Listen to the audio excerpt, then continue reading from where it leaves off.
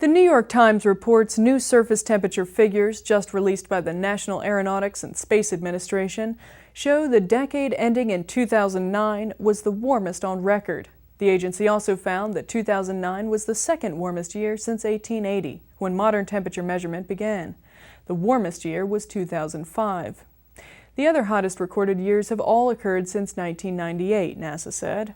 James E. Hansen, director of NASA's Goddard Institute for Space Studies, said that global temperatures varied because of changes in ocean heating and cooling cycles. Dr. Hansen, one of the world's leading climatologists, said, quote, "When we average temperature over 5 or 10 years to minimize that variability, we find global warming is continuing unabated."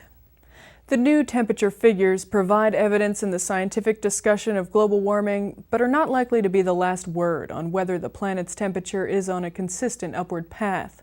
Dr. Hansen, who has been an outspoken figure in the climate debate for years, has often been attacked by skeptics of global warming for what they charge as selective use of temperature data.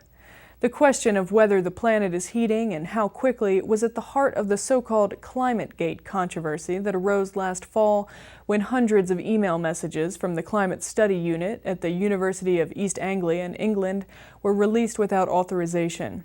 Critics seized on the messages as evidence that, in their view, climate scientists were manipulating data and colluding to keep contrary opinion out of scientific journals.